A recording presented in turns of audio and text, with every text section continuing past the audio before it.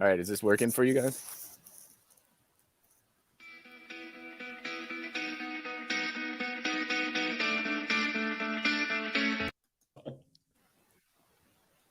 We're live. I'm trying to welcome everybody to our live show. We've been live for 15 seconds. And we have a really cool intro, although it's not working, which is a bummer. I'm super Zach, it's working. When you press play, it works. But excited about it. Aaron talked me into... Aaron, your audio is going in now. This is going to be, we've rebranded this as Aaron and Zach Awesome Rafting Show, but we're going backwards in mediocrity with our command of the internet. So we apologize. The intro music is amazing. But we do have a really cool show planned. Wait, can you hear it? Yeah, we were hearing it. Yeah. All right. Well...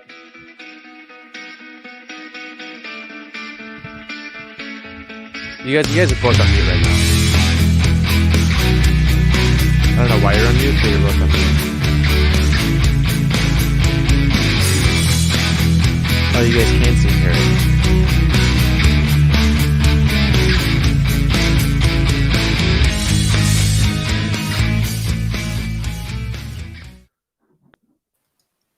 That was cool. Sweet. Yeah, that was a cool intro, Zach. Nice work. I didn't see it, so I don't know what happened. But welcome to the intro into our show. This is a show that we do every week at 12:30 on Fridays, where Aaron and I review videos with our friends. Dustin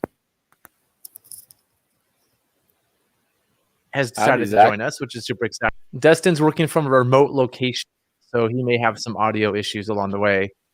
Welcome to the show, Dustin. And we brought Dustin on this week because we're going to review some video of our mutual friend Brody rowing what we call Insies and Outies. So I'm excited about that. Those of you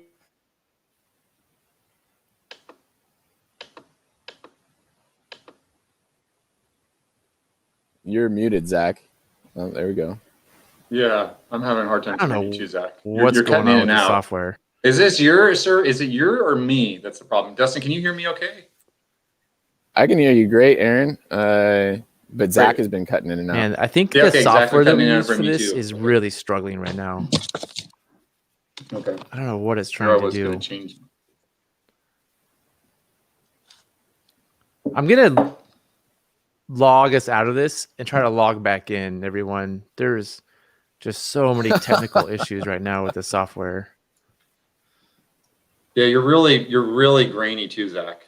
Like Dustin's super clear, and you're very grainy. Like there's something going on with your computer is all bogged down. Surprising. All right. All right. All right, hold on. Let's log. I'm gonna log out of it. I'm gonna end this, and we're gonna get back into it. And hopefully, we get people back because the software we're using is just struggling. Not yet.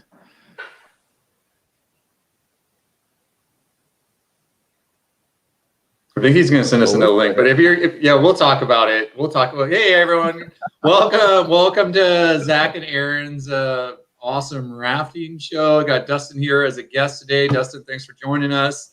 I believe Zach right now is good to see you.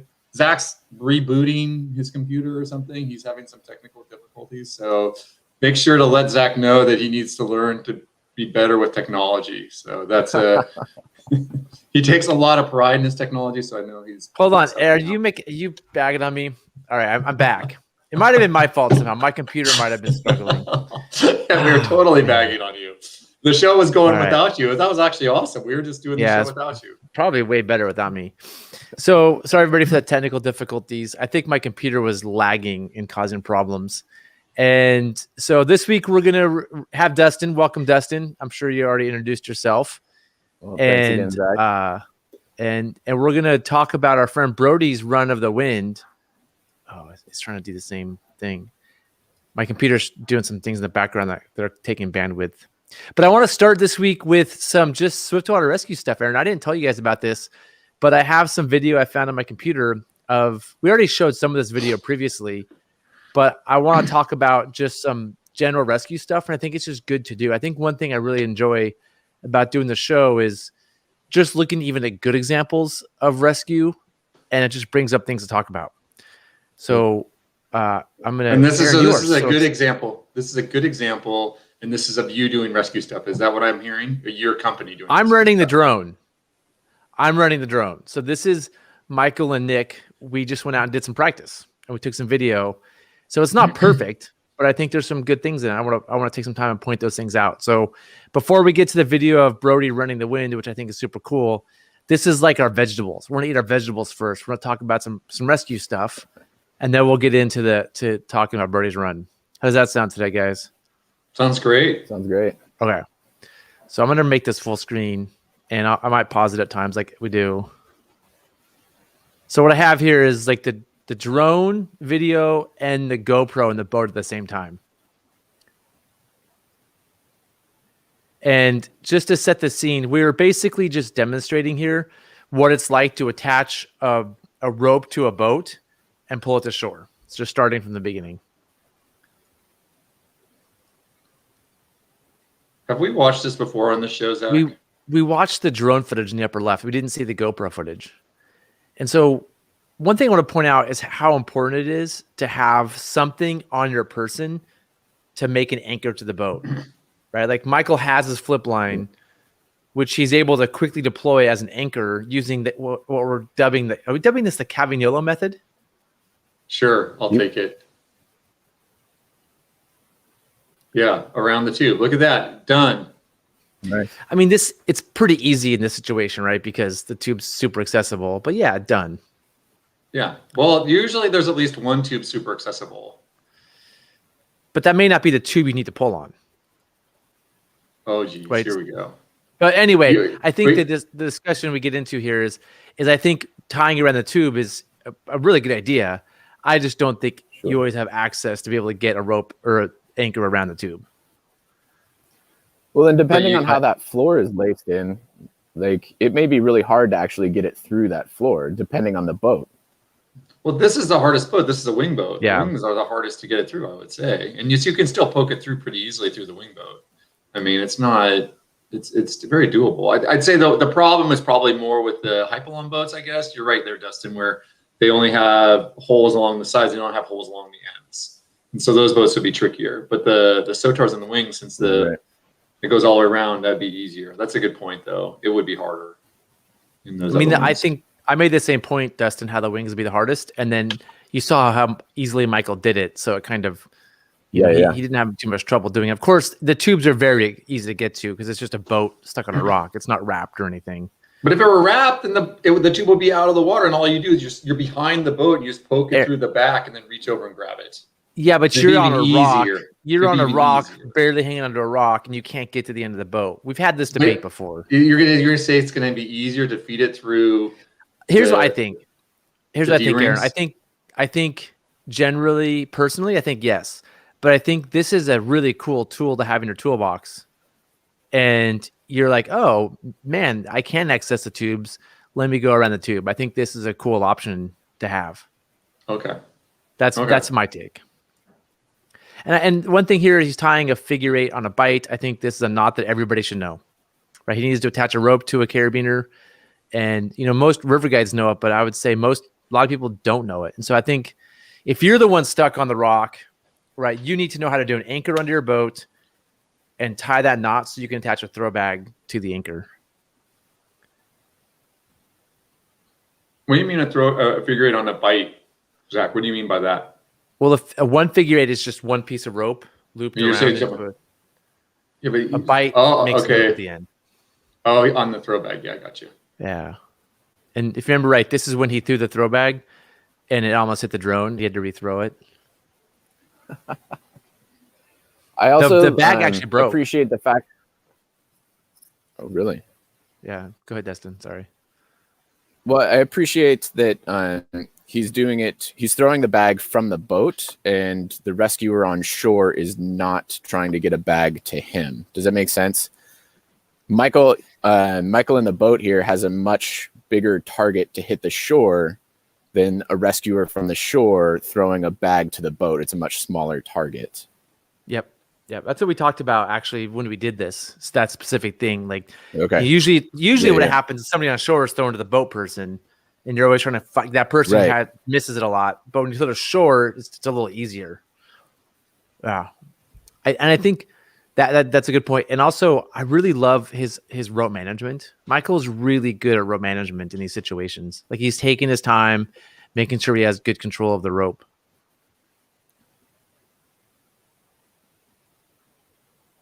The bag ripped when he threw it.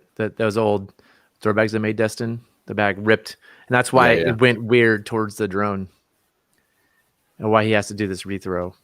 Zach, I think that we should spend a little more time on the ripped throwback, because I've seen a lot of throwbacks out there that are old and worn material, and people use them for a long time and don't think it's a big deal.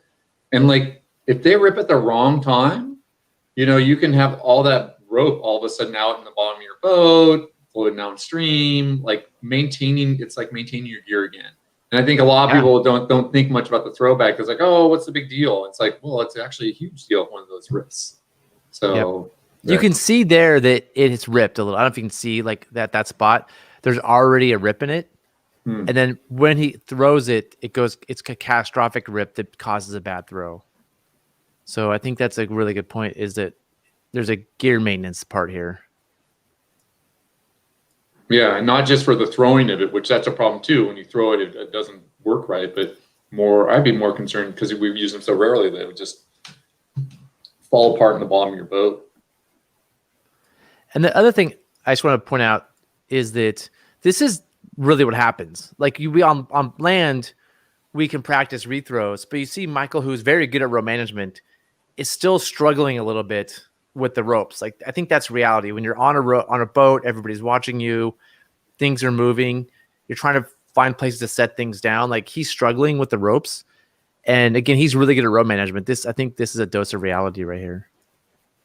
I mean, I think it's, and just to add on to that, Zach, that's why it's really important to, like, that whole adage of go slow to go fast. Take your time. Don't, like, you're in the middle of the river and everyone's watching. That's definitely time to take a breath and be like, hey, I just need to remember to go slow and just like make sure I'm doing things safely and taking my time and doing things right. Which is something I'm bad at. Oh, totally. Yeah. It's hard. Slow is smooth. Smooth is safe. Safe is fast. Dustin, that sounds like a line from Days of Thunder for some reason. I'm gonna have to look that one up. I get caught up in the moment, so I do go faster than I should, and I have to tell myself the mantra: "Go slow to go fast." I've made a lot of mistakes going fast, and it's one thing I appreciate watching Michael work is he's very good at not going fast, like being very conscientious about what he's doing. And I think one important thing here that you can't get practice in on land is the importance of holding the rope above the water. When you're practicing on land, the ropes just fall. But if the rope falls in the water, the current drags it. So, see Michael's holding it up and Nick's holding it up on the other side. They're being very conscious not to let the rope drop in the water.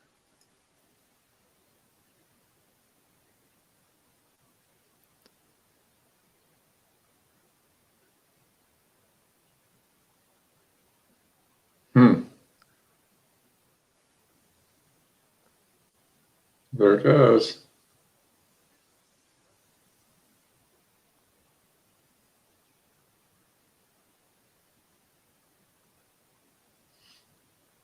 One thing I want to say too about with these boats, like the urethane boats, when you pull lines out from them, if you pull them really fast, you can like melt the urethane. Does that make sense what I'm saying? No. Like let's just say you had that line was going underneath like a frame sitting on the boat. Okay, does that make sense? And like you're pulling the line out from underneath the frame and you're pulling a bunch of it and you pull it really fast and it's dry, you can burn down into the boat. And I think people don't realize that. Like I've seen that happen where you pull fast and it's like rubbing and just like, and it just melts it. So, yeah, you gonna try it right now, Zach? No, I'm not going to. But I'm not. But I just wanted to show you what I was talking about with the knot. I remembered. So like, I'm gonna make myself the star of the show right now. Yes. This. So if you just do a figure eight, this is a figure eight, right? Doing it right? That's a figure 8. Yes. And this basically is it can stop the rope from doing something. It's pretty useless. But in knots, like this is called a bite right here, right? When you have a bite of rope. So a figure 8 on a bite is taking a bite and doing the exact same thing. I'm not going to address it very well right now because I'm rushed. Maybe I'll address it well. Or are you saying you're going fast instead of going slow, fast? Taking your time to do it right, Zach? Okay, I mean, I'm on video. I don't want to waste people's day with me dressing a figure 8. So this is that same knot, Aaron. You're in too good of a mood today. This is that same knot that's beautiful, Zach. Well dressed. Yeah, that's no. Someone's gonna knock at your door in a minute and take away your Eagle Scout badge there, Zach. All right, let me do it again slowly. Go slow to go fast. I just don't want to waste people's time. I think I value people's time that are watching. Nobody's gonna take my Eagle Scout away, Aaron. How's that? Yeah. So this is a figure 8 on a bite, which creates a loop you can tie thing like attach a carabiner to. So I think this is an important knot that people should have in their tool chest for rescue. Not that we want to geek out on knots for too long, but you wouldn't just use an overhand knot? That's a good question. You already know the answer to this, right? You're just asking me for the audience, or you? Yeah. Really I think so people think about it. And like some people, maybe they don't know. Maybe everyone does know all this stuff about ropes and stuff like that. But like an overhand knot's really easy. I love using overhand. Yeah, I mean, here's the thing. So the same knot, it's the same concept, right? There's overhand knot on a bite. You could do an overhand knot. This is just like a regular overhand knot, the most useless knot in the world. But you could also, in a pinch, do the same thing. Do an overhand. I don't know if I can do it. There we go. This is an overhand knot on a bite. Aaron, you're killing me today. Well, but why would you use the overhand versus just the figure 8? It's just a half step more, right? Yeah. So this accomplishes the same thing, but it creates a loop in the end. So it does accomplish the same thing. You guys know the answer to this. The reason you don't use this is because it's inefficient. It's hard to tie. It's hard to untie. When this is more bound when it gets tight. So untying this is harder, and it makes the rope more likely to break. Like this reduces the strength of the rope. So by adding the extra little loop around, you make these corners smaller. These like bends, the bends are larger, which makes the rope easier to untie, and it takes less strength from the rope. Did I explain that right? You explained it great, Zach. However, one thing that if you're using webbing, you would use an overhand knot and not a figure 8, correct? Sure. I don't think it matters as much. Like, I think it does because I think, Dustin, go ahead. Well, I would like the most efficient knot that you're going to find in webbing is going to be the water knot or the overhand knot. I mean, it just lays better on itself. Yeah. Have you ever tried doing a water knot with a figure 8 and then do a water knot to a figure 8? I think there's a specific. Are you talking about the figure 8 follow through to create a loop? That's what I'm talking about. A water knot on a figure 8. Like you mean use a piece of webbing to make a figure 8? Do a figure 8 follow through instead of it's just not as clean. Like the bends are weird. It pinches weird. It doesn't as beautiful, Zach. It's not. Are you sure about that? Go for it. I mean, I don't want to waste people's time, so I'm really excited to look at it. But this is what we're talking about. So this is a water knot, right? Another important knot for webbing. And this is what we just talked about. I can't believe we're talking about knots today. Oh, this is priceless. But a water knot, and a lot of you know this, and we're boring you, but it's just you follow through the overhand knot backwards, right? And so what we're talking about is why not make a figure 8 here instead of an overhand knot and do a figure 8 follow through. And you just look at already, just before you even do the other part, just the comments. I'm going to do it slowly while we watch Brody's video and come back to this. But before you do that, Zach, you can also do an overhand knot on one end. With an overhand knot on a bite on one end, you don't have to do a follow through, right? You can just make a loop on one end of the webbing with just an overhand knot. I know. I'm going to do it this way though. But what I'm going to say is, I'm going to guess, and we're not Swiftwater Rescue instructors, although Dustin, you are, right? You maybe. ACA. I have an ACA certification. So, So Dustin is a Swiftwater Rescue instructor. I'm going to say, with my limited Eagle Scout qualification, that I bet you the figure eight follow through is better than the water knot. I bet you it is. It's just with a piece of webbing. With webbing. Yeah, we know it is with rope, right? We know that a figure eight on a bite is better than overhand on a bite. We know that. I'm guessing a figure eight on a bite is better on webbing. It's just super annoying to tie because following through the whole figure eight. Why do you think that? Like, what's going to be the benefit of it? I think it's more efficient. Yeah, I think the thing is more. Do you think it's going to be easier to untie once it's loaded? I think so, and more efficient. But I'm going to tell you one thing: with webbing, I'm not as worried about efficiency because webbing is so strong, right? Like with rope, let's say a overhand on a bite is like 60% efficient, which means, for those of you who don't know, like it takes 40% of the strength of the rope away. It reduces the strength by 40%. I bet you that. So the overhand on a bite 60%. I bet the figure eight on a bite's like 72%. I bet that 12% matters with real rope because rope isn't as strong as webbing. Webbing is so strong. Who cares if it's 60 or 72? Right. So why not just do the inefficient one because webbing is so strong? You guys can Google. I'm going to time a knot. We can Google this. This has so far been an amazing show, guys. We're really killing it today. We're really getting into materials we know nothing about and talking a lot about it. This is pretty extraordinary. Yeah, it's the weeds. It's the weeds. We have no reason to be talking about this. We should have a Swiftwater rescue professional. Oh, we have Dustin. Never mind. Okay, so the point of the show is to look at our friend Brody row the wind, which, I've bored you guys before on the show with me rowing the wind, and I put a GoPro on Brody's boat the other day, and Brody's rowing with what I'm calling Insies Outies. So not only does he have spinnies, so he has they can spin in the oar, you can see he can move his oar in and out as well. And, Brody is a phenomenal oars person. What's the politically correct term for a person that rows? I'd go with oars person. That sounds great. How about a rower? Rower. Okay. Yeah. Rower. Brody. Oars person. I don't know.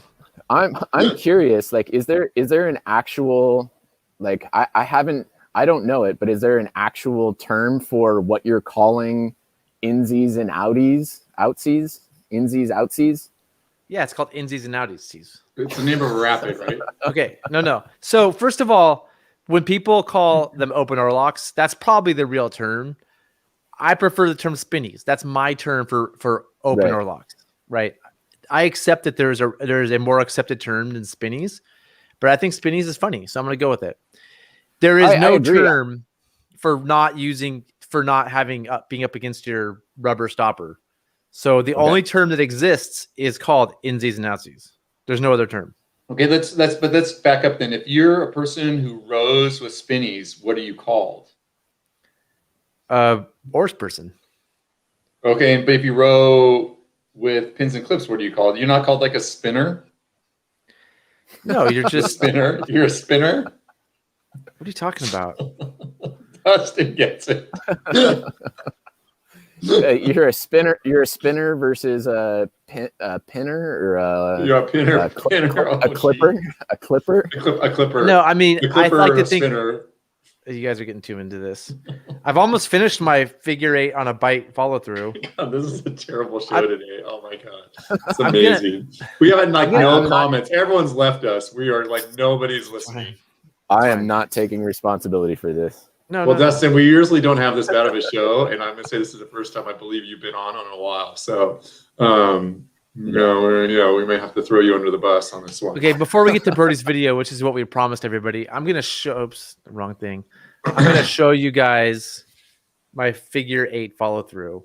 That looks really nice, Zach. Yeah, that looks pretty darn good. I'm going to tell you one thing I've noticed playing with it just here for a minute. It's because we can't hear you. Oh, sorry, my mic. I moved my mic. It's really hard to tighten because the rope, the webbing follows through so many things, and it's hard to get it like tight. It's very hard to pull it through. So I bet you hard to dress it.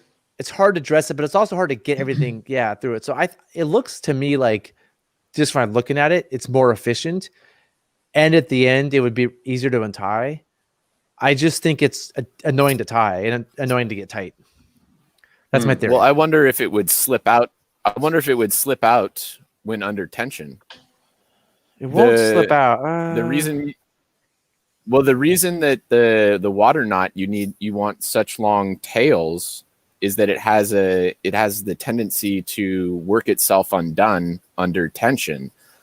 And because there's less friction in that figure eight, because you're not being able to bind it down, you're not able to tighten it. I wonder if it would like undo itself, if the webbing would slide out under tension. This Yep. is what right Jessica's. Yeah. Boom. You knew it. Luckily we have a Swiftwater rescue professional and somebody out there that can use Google. So we solved the problem. All right, let's move on to what the show's about. Hey, Aaron, let's bring this back together and redeem ourselves on this episode. Well, I'm going to say, just before just finishing up with the tubing, you're right about it. The braking strength is much better, even with tubular wetting, making it a figure eight versus an overhand.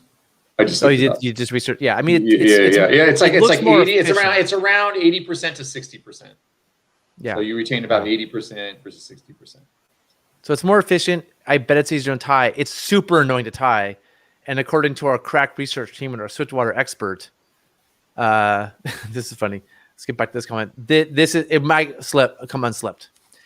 James, I think Dusty. Yeah, there's two Dustins. There's Dustin, who's on the show, who we call Dusty sometimes. But this is one of Dusty's DRL frames. Thanks for pointing that out, James. This is a DRL River Gypsies frame. And before I get the comments about how I tied the GoPro on, I just want to address all those cam straps you guys see there that attach the paddle to the frame. That does look super dangerous. I want to point that out. It does look super dangerous. Brody and I really approve it though. Like, it was well done. It just looks bad. What do you mean? What looks so bad about it, Zach? All those straps just all over the place. They're all tight. They're short. We shortened the ends. It looks bad, but it's not too bad. And I just want to point out too, like, Brody's going with the oar inside on top of the frame method, which we talked about before. Instead of tying on the outside of the tube, he's a fan of the tie it on the frame next to you method. And we're in agreement that we think that's better, right? Sure. Not always. For cats, for rafts, it's a different story, but for cats. I mean, it does create a potential entrapment. It's creating little holes. You could lock a leg or an arm in certain situations. But if you slid it over a little farther, not with that frame. The way that frame is, you couldn't slide over farther, right? I mean, you could, because some frames you can slide it over farther, so it's still over the tube, but just on top of the tube more. Mm-hmm. Sorry, Dustin, what were you going to say? But I don't think the entrapment hazard, it's not like a rope where like your arm or your leg go in there, but I think it would also come out relatively easy unless the oar like slid sideways and pinned it in there. But I don't know. I approve of the inside the frame. I think it's accessible too. And on something like the wind where time is a factor, like, you're really going to be able to grab that oar quick. Yeah. I think I'm with you, especially in the wind, where even if it does create an entrapment, the benefit of having the oar accessible outweighs it. But if I'm doing something like the Rogue, I might just stick it on the outside. I'm probably not going to use my spare. My spare is there to set up tarps almost more than anything, right? And I don't want to like have it be my way. I might like hit my hand on it or something. So I might, on the easier river, put on the outside just to not have access to it, just to like have it out of my way. Whereas where I might need it quickly like this, I'll probably put it on the inside. All right, so let's play this. So we're heading into initiation here on the wind right now.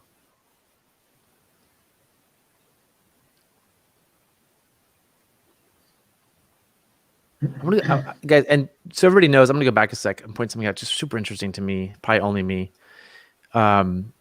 First of all, some people don't like it when we pause the video and talk about it, and we're gonna do that a lot this video, so I'm sorry. But there is in the YouTube comments down below or the YouTube description, there's a link to this full video you can just watch straight through. So if you want to watch this later and watch the video first, feel free. That's a great idea, Zach. Yeah, I mean, so if you want to watch the straight video, fine, just go watch it. But you don't. Yeah. If you want to hang out and comment with us, please do. One thing I noticed, Brody, instead of like I go through this straight and I ship, Brody turns his boat at an angle and only needs to ship his right oar. I don't know if that makes sense. So he's totally. I'm doing oar management when I go through here, shipping both oars. He's setting up, which is really interesting. I love watching Brody row, to go through here at a little bit of an angle, not needing to ship his left oars much. But you definitely can drop in kind of sideways. Or you can have one ship and the other ship too. You can switch them a little bit. So he could have like shipped his right oar first, then shipped his left oar, and then he could have got his right oar out earlier. So, yeah.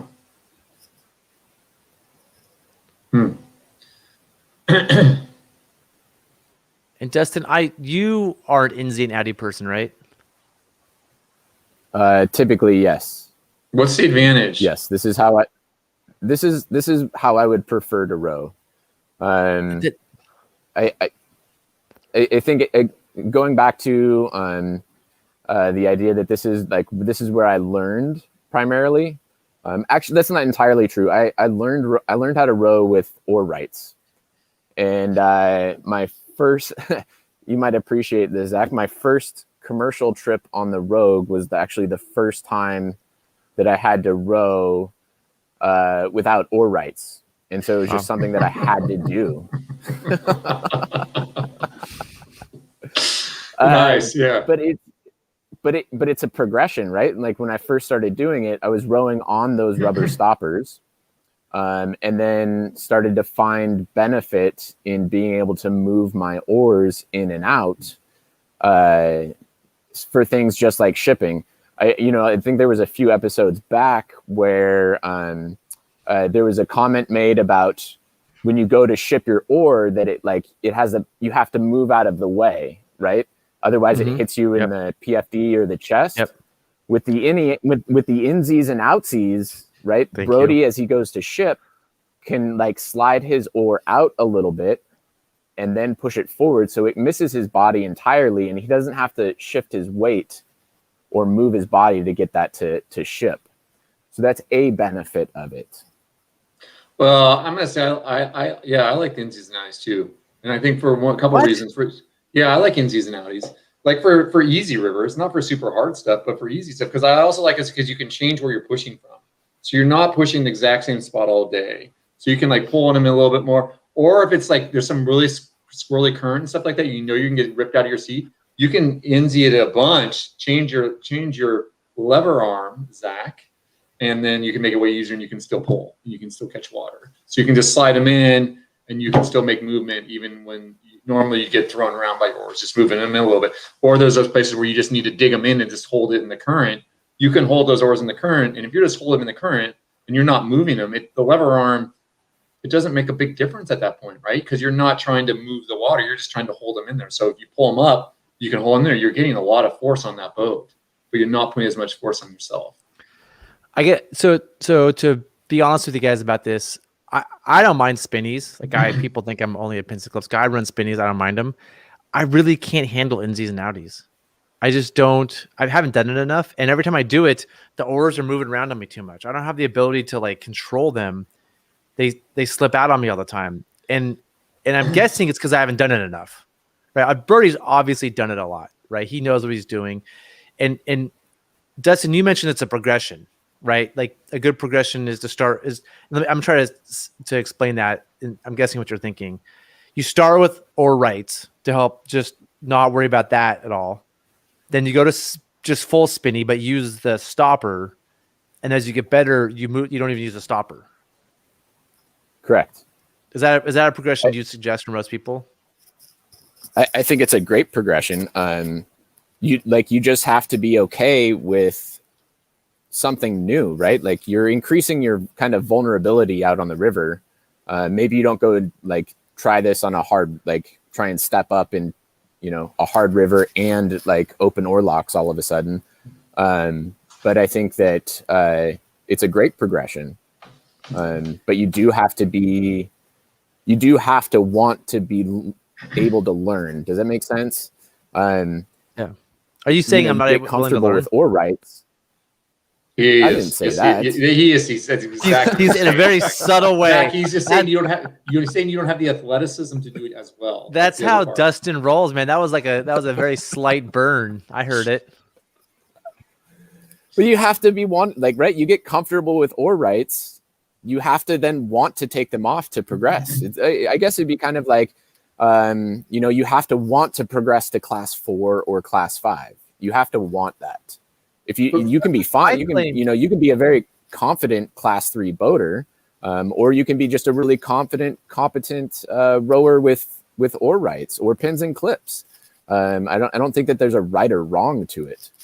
But I would claim, so I see this sort of as like, if you're a skier, you go into Telemark scene and make it harder. Like, hey, let's first of all make it harder by making them spin.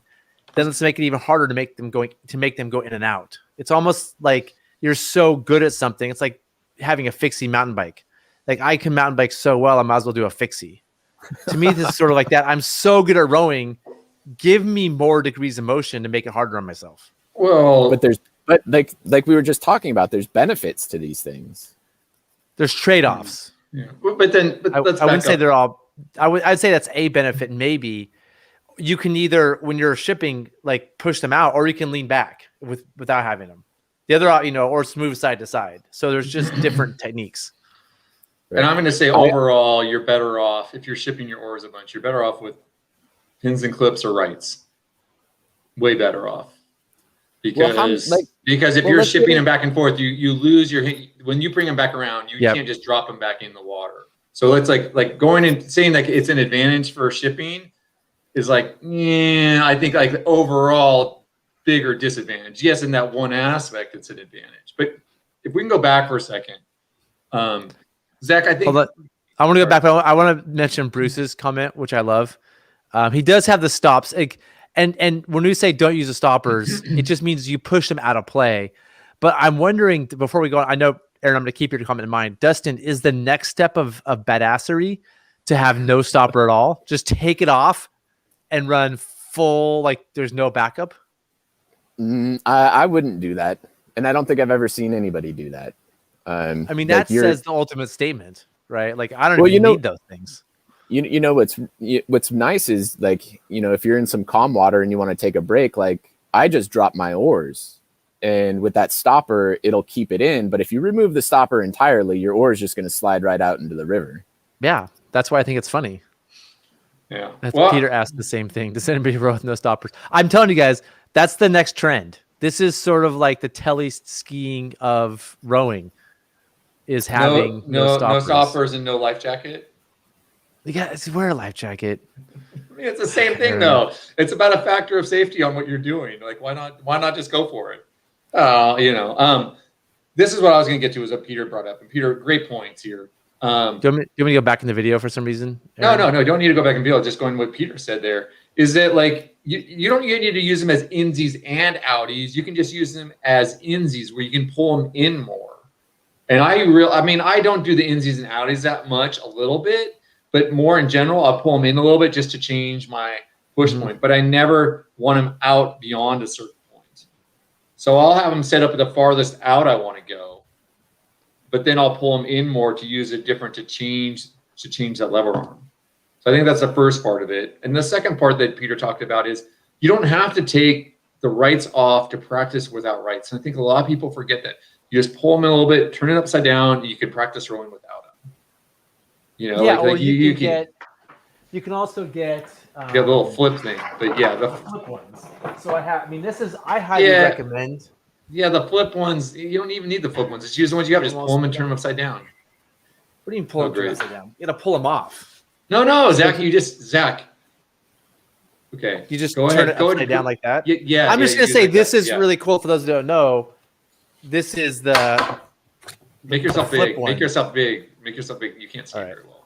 So these are the adjustable oar rights.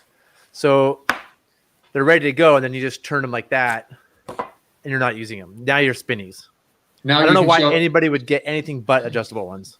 So show them that. But the other way, you just do the other type of spinning, where you just put it upside down, and then then the right. So if you turn it upside down, so the right part is on the bottom, you can just use them as spinnies like that. Yeah, That but works it great. changes your oar length. Yeah, like by a little Yeah. bit. It doesn't really, and it's good for most people have their oars too wide anyway, Zach. So it's kind of good for them. It makes them row with their oars a little closer.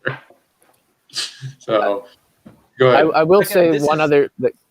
I got the oar right and One- the one stopper other- both, by the way. Sorry, go ahead, Extra Dustin. safe. Yeah.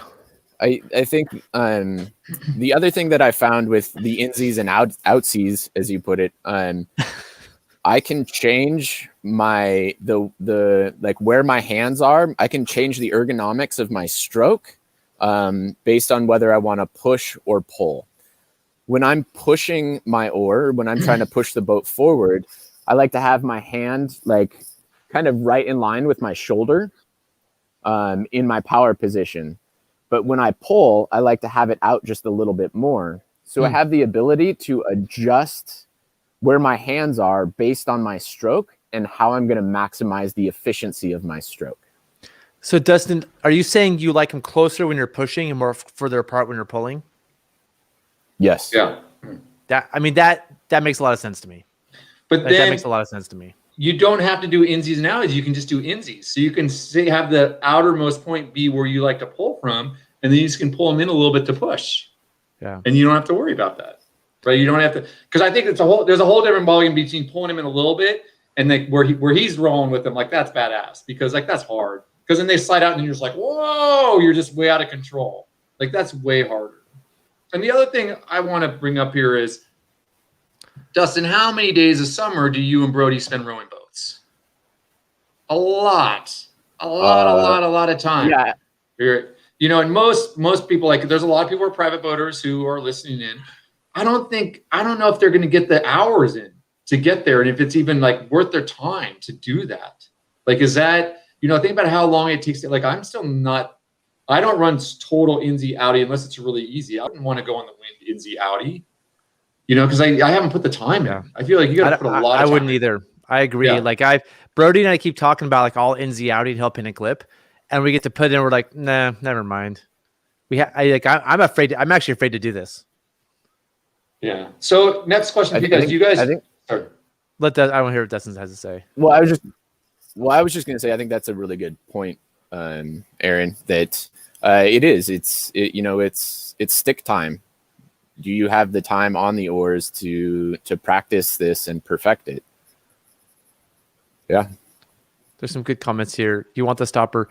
Yeah, no, I get that. I just think that in my mind, it would be, the next badass thing for Insies and Outies is no stopper. Like you're so good, you'll never let go of the oar. That's to me like the progression. It's like you start with pins and clips, and then people are like, no, those are dumb. Then you get oar rights, and then people call them training wheels. Then you get spinnies, and then you're like, yeah, that's cool. Try Insies and Outies, and then those people are like, Insies and Outies. I'm going no stopper. Like that's where this is headed. I'm not sure what Sawyer's referring to, but I think he's referring to this. The no stopper. Yeah. He's seen people row with no stopper. No, no stopper. Yeah, I'm telling you, that's where it's going. And then exercise control to produce left downward hold through the manipulated and blade is presented as Paragon. James, I'd like to show changing the angle as you push through, maybe. Yeah. Yeah, I think there's schools of thought on that. So I have another question for you guys. Yeah, exactly. The next step, then once you get no stopper, you go riverboard. And then you stand up paddle. That's the ultimate. Right. This progression starts with the easiest possible thing. Strap yourself in a creature craft. And it goes through this whole progression and it ends with a stand up paddleboard. or just swim the river. Just swim the river. Well, I'm going to say I think paddleboarding is harder than swimming. Yeah, I'm going to say I think the stand-up paddleboard is much harder than swimming. Yeah, I'd rather swim the wind than try to stand up paddleboard it. I can tell you that. At least you start in the water. Yeah. Okay. So, question for you guys about the little donut stoppers. Do you like to run one stopper or two stoppers? My first choice would be zero, and then it doesn't matter. Because I like the 2 on it because I feel like if you have 1, it slowly slides up every time you hit it against the lock. For those of you who aren't good at Insies, Outies, like Dustin style, and over time they slide up the locks up, and you got to push them back down. You got to put your feet on them, roll them back down a couple because they slowly over the time work up. But if you run 2, they hold in a lot better and they don't move up the shaft so much. I think that's another reason people end up rowing like this is because slowly over time they get pushed up. I don't think people did it intentionally; just slowly over time those things get knocked up, and people just had to learn to row with them like that. Sure. Yeah. I think you're right. 2 is probably smart. If it just seems hard to put 2 on because you get 1 on and then to roll 1 down to just the right spot seems like a lot of work. It works. I run 2 a lot. Yeah. I like the 2. I use the 2 a lot. Yeah. Well, good for you, Aaron. Yeah. So I agree with you, Peter, here 100%. I would never have learned to feather oars if I hadn't been a guide. I would just never have used oar locks. I'd be only a pins and clips guy. But guiding has taught me about pins and clips, or taught me about or what are they called? Oars or open oar locks. Open oar locks. Spinnies. Yeah. I learned about the guiding, and I've learned to feather while guiding. I'm with you 100%. Now, to finish off that thought, Zach, if you were to go run the hardest whitewater you are going to run, would you use spinnies or would you use pins and clips? Pins and clips, always. Yeah, me too. Yeah. For me, it's like pins and clips for the hardest, and then spinnies for the easiest, and then in the middle, either one. Well, here's a question then. Like I maybe have like a small handful of days on oar locks or on pins and clips, right? I myself, because this is a preferred method for me, would make a different decision, right? So like, I think this is just like what you prefer and like what you've maybe learned on. Like, I don't like, because I'm not going to go run the hardest whitewater I can and change up my system. Like it's not, that doesn't seem right to me. Yeah, I mean, that's a good point. I'm going to run with something that I'm unfamiliar with. That's a good point, but I'm going to say, Dustin, so I feel like if you only drove sports cars and you were going to go 4-wheeling, you're not going to take a sports car because you're just comfortable running sports cars. You're like, well, I know how to drive a sports car, so I'm going to drive a sports car on this. It's like the sports car is not the right equipment for that run. You know what I mean? Like I think there's a point where like no one's basically what you're saying is like I'll never be able to run the difficulty of whitewater as Zach because I'm less familiar with pins and clips. I think there's a point where you put yourself, you're better off spending the week.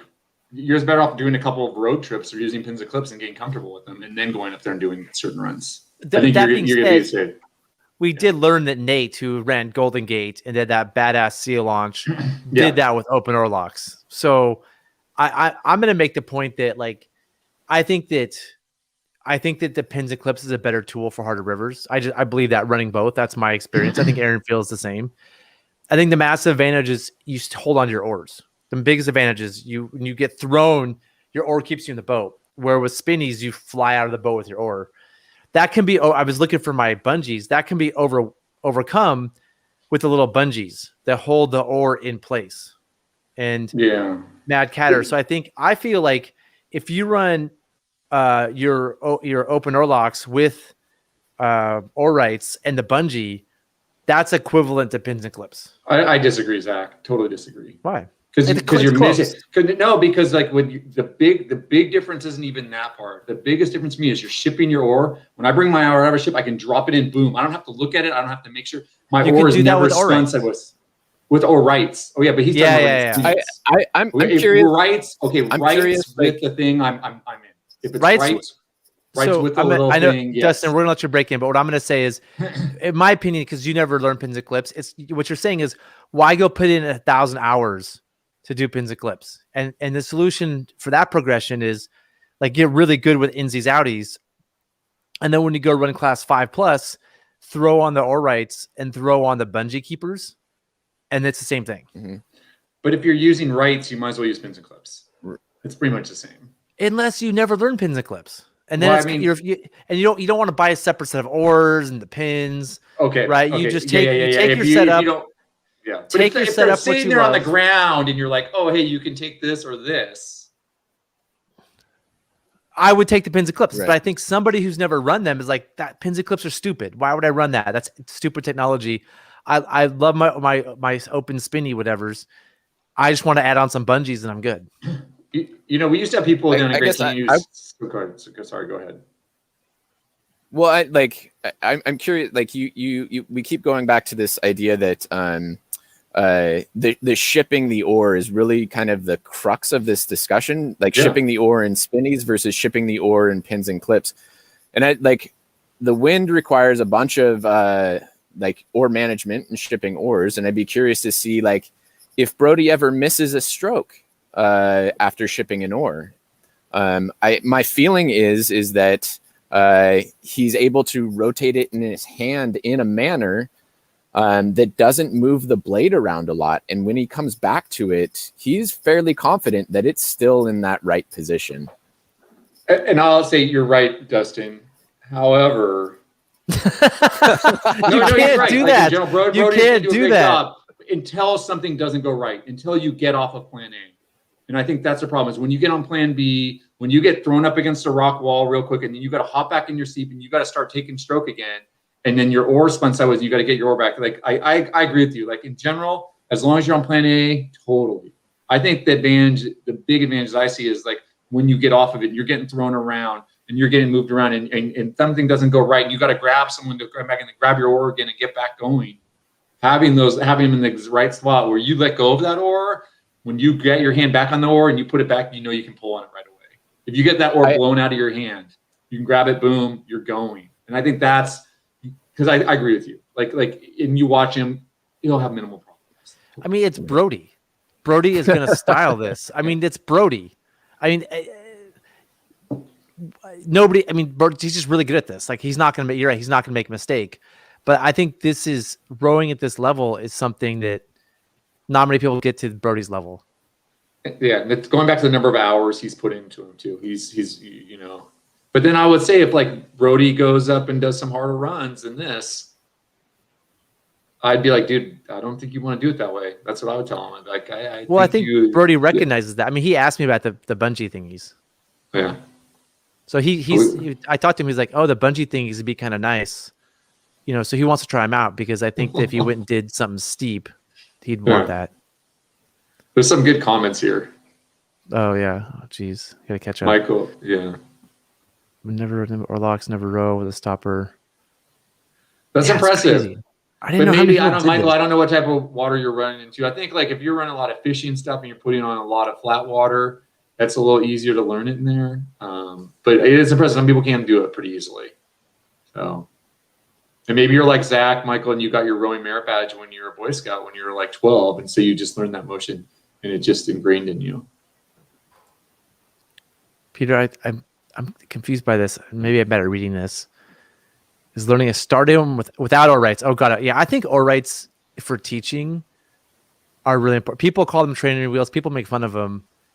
Dustin, you teach a lot of people to row. How do you feel like oar rights are for teaching? Like I said, I think it's a great progression. I've definitely, there's so much to think about when learning to row. And when we can set students up for success by minimizing the number of things that they need to maintain control over and think about, I think that oar rights are like a great way to start out your progression.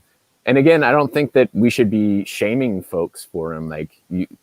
Removing this term training wheels. They're not necessarily training wheels, but they are a great way to not have to think about where your oar blade is in the water, especially for somebody who's just starting out. Well, I'm gonna say not even just someone starting out. When I was working down on the Fuda, very few people ran without locks. And if you showed up down there, without rights. Yeah. And if you showed up down there and wanted to row without rights, you had to first show us you could row with rights because people broke a lot more oars running without rights, and down there was hard to get oars. And so we all ran with rights. And these are some of the best rowers I've ever worked with. And almost all of us, the majority of us were running rights down there. Yeah. And so I think this is like this thing, like what Zach says, like there's this stigma about it. And it's just like, dude, some of the best guys in the world I know, and they run rights when they're running hard stuff. If you look at that North Fork Pit video, those guys, I'm pretty sure they were all running rights, and that's they're going to pay it. Yeah. And I think it's also going to be a cultural thing, like depending on where you are. Like I think it's like this setup that Brody's running right now is very culturally like standard on the Rogue, but they're like you're saying, like on the Fuda, there's a different culture of how to row down there, and the tool that you're using. So Well, I think it could just be like a regional cultural thing. Yeah. And I think it's more than just regional culture. It's like how hard the whitewater is.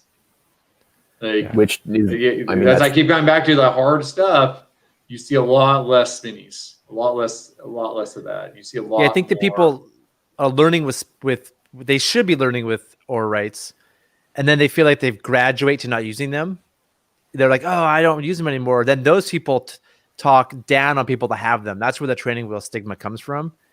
And Right. But then what they hit a plateau, and it turns out the people running the harder stuff than that, like the Tuolamies, the Illinois. You can do Illinois and spinnies, but it's better with oar rights, like the North Payette.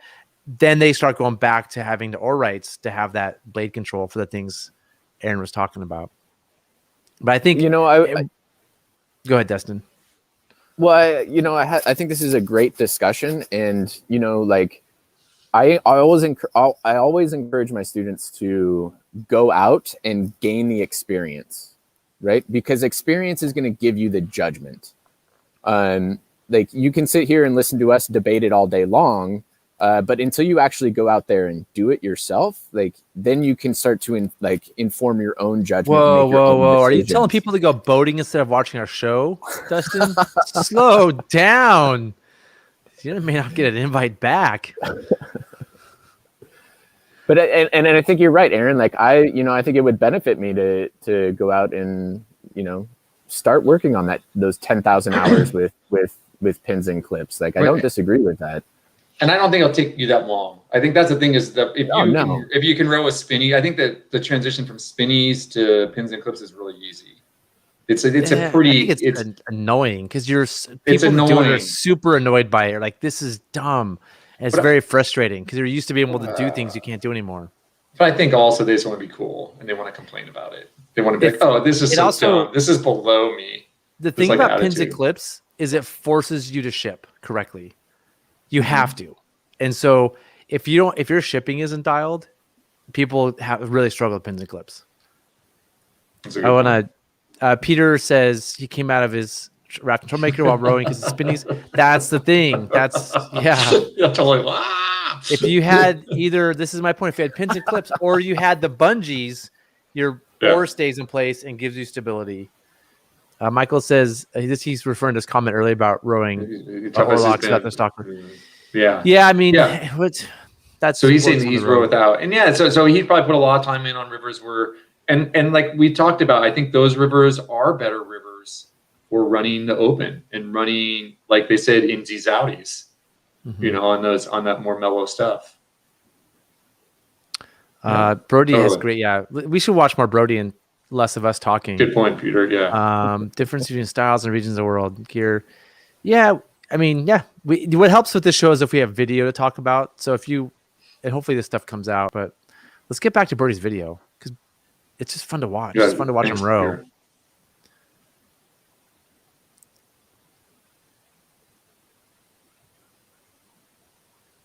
Bruce is asking what size tubes are these? Dustin, do you remember? These are probably I think the standard SOTAR cat tube of this size is 22 inches, and Brody may have gone a little bit bigger. It may be 24, but I don't recall for sure. Is this the 12-foot legend, Dustin? I can't remember. Yeah, I think he ended up with it's either 12 or 12 and a half. Mm-hmm. It's a sweet boat. This is my favorite cat that SOTAR makes. Do you guys like the tractor seat? Yeah. Yes. I like slant boards personally. Even on cats? Yeah. Yeah. Yeah. You can use your legs. It's just a pain to make a slant board frame. Yeah. Well, and I was looking at it. I like the slant board on cats too, but I was looking at the way this is set up. It's got more space. And if you had a slant board on there, that board in the front would need to go down lower, right? And you more likely catch a rock. Is that true, Zach, or can you avoid that? Yeah, I mean, so the beauty of this frame is this is a Wind River tunnel frame. I mean, Dave Nissen from Mad Canada kind of tunneled that Wind River tunnel frame. And if you look, if he can pontoon a rock can be a foot out of the water and he can go right over it. And where his feet are, this is Dusty's frame. So Dusty doesn't call it that, but it's the same thing.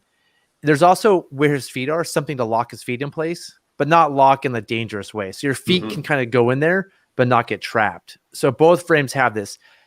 With the slant board, you have to have a low bar that could hit those rocks, and it's harder to have a place to lock your feet. So for me, like capboating this type of water, I love this frame. I don't want a slant board, but if I'm safety catting like on the Tuolumne or the something, I want a slant board then for different reasons. For what reasons?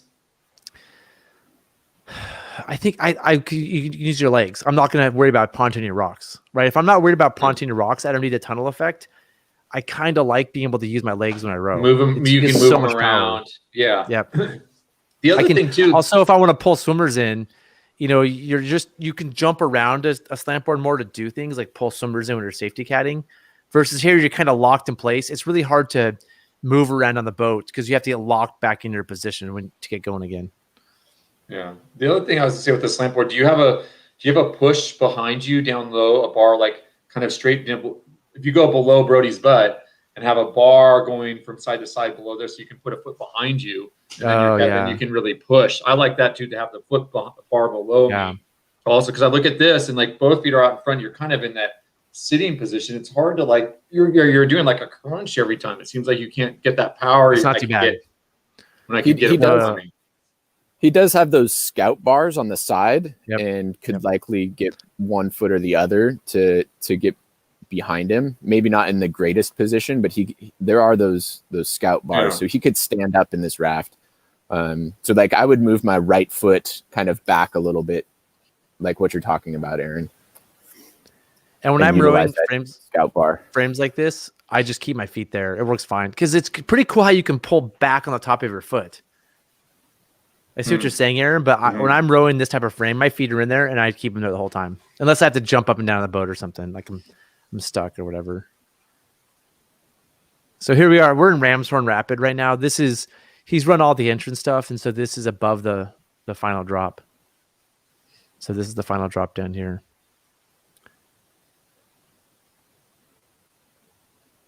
He does like to take him a sideways angle like that, huh? Yeah, he like goes in a little bit angled so his oars fit through, which is just a different technique. It's another oar management technique.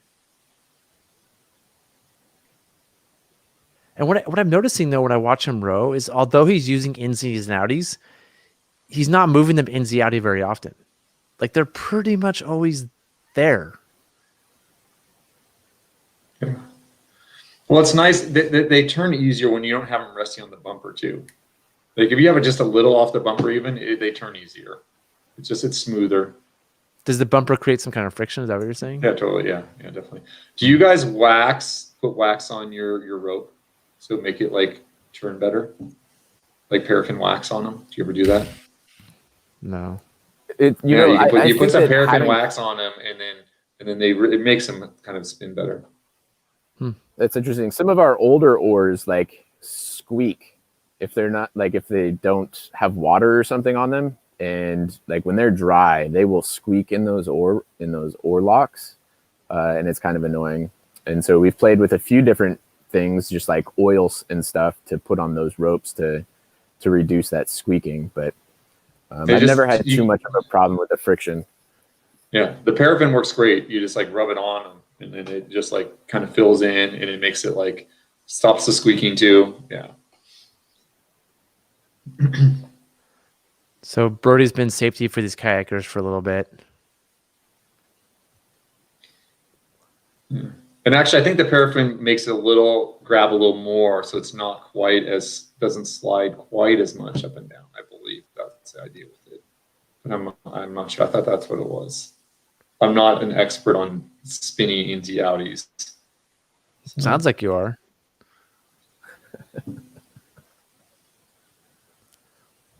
So do you like to rig your weight behind you the way he does on this frame? What do you mean? Like he's got you mean just that box? his Pelican box. Yeah, the Pelican box in the back. Is that where you put weight when you run something like this? No, I think weight forward is probably better. That's just the place he could rig that box. Okay. And for me, it's all about like rigging so that, I mean, this is a small craft with not much weight, but it's important that when he does rig that his boat is trim in the water, meaning that it's not, he doesn't have too much weight forward or too much weight back, so that the boat's just level in the water. If he were to rig his frame too far forward, then he's driving that nose into the water all day long. And if it's too far back, then he's doing this wheelie thing all day, which also isn't good. So, figuring out how much weight you're going to have and then rig your boat accordingly. And I think that's a typical style for most boaters, to be somewhat centered and keep the boat trim. There is a style of boater who rigs them, puts themselves pretty far forward. Like they're rowing ahead of, like pretty far forward. And I think we see that on the North Pate a lot, where people are being super aggressive pushing. They're just pushing through laterals all the time. And so there are people who like to put the frame pretty far forward and put the weight forward. I'm pretty familiar with this boat. I mean, I've watched Brody row it, and have been on a number of trips with him with this craft, and with in order to maintain that trimness in the water, he's got to have that frame rigged pretty far forward. Where he's sitting is probably about center of the boat, which means his oars are forward of center. So he's pretty far forward in this boat. I find that awkward. Sorry, go ahead. My guess is the he didn't think about the weight. He just thought, where can I actually put that box? You think Justin, you think he thought about the weight? Or just where does it actually fit? I mean, because in these boats, there's nowhere easier to rig a Pelican box. I think that weight is rather insignificant in this, and that it's probably not messing with how he chose to rig this. My guess is he threw this boat on a trailer and it remains inflated all the time. And knowing Brody, he's broken out the tape measure and made sure that those tubes are like perfectly centered on that frame, that one isn't longer than the other, and he'll measure it. He's very intricate about how he rigs this boat. Precise. I guarantee it. Yes. I know precise. It's been in a trailer because it's been on a trailer in my house for a lot of the winter. So he probably hasn't moved that frame because he goes through a lot of effort to make sure that it's rigged properly. We have a permit question. I'm not sure if you want to go there.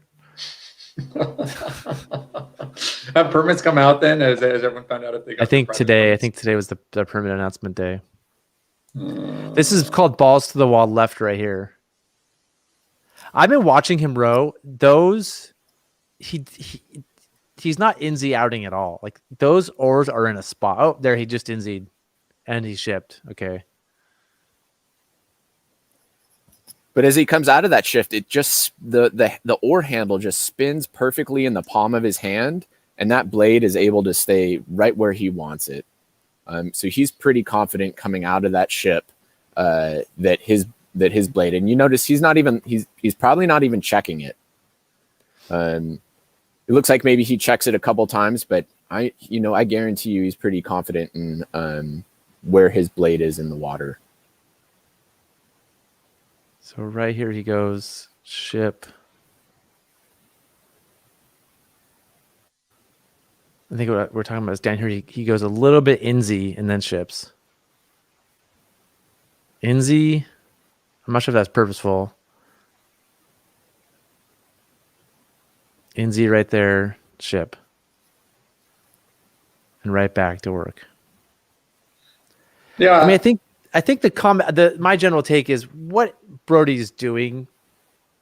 This is tens of thousands of hours of excellence right here. This is hard. I think I'm pretty good at rowing, and I would struggle rowing Insies and Outies at this level. I'm gonna try it. I need to do it. But That'll be some good footage. yeah, me getting stuck all the time and having problems. And you're getting thrown around a little bit too, because you're used to being able to push on the oar and it slides. Ugh, I hate that. Yeah. You'll be like, oh, this, and you're like, oh no, I can't hold myself. I think that's the other hard thing about that is you just have, like when we talk about the advantage of pins and clips, is that you get the advantage going this way. Insies, Outsies, you don't have the advantage of going either way. Like with what we used to do with when we were riding with the rights, and we just slam them out and you'd hold yourself out with both, and then you have your feet out wide and you'd have a pretty stable thing. Well, to put those all the way out where they're stable against the donuts, it's got to be really wide. And I think Brody makes it look so easy. We don't realize the skills. I agree. It's like someone walking on a tightrope right now. He's like walking the tightrope, and he's making it look all mellow, like, oh, this is no big deal. But he's not getting thrown around at all. And like, I'd be getting thrown around. I mean, I think that's the point I'm kind of making. It's like we're all mountain biking, and he's single speed mountain biking with no shocks, and he's slaying it. And we're like, how does he do it? Like maybe the secret is to get a single speed with no shocks, but he's just really good at it. Yeah. You know, I think he's doing something that's very difficult to do on water like this. Or, you know, teleskiing. How's that guy jump on a cliff in teleskis? Our teleskis must be better. Totally.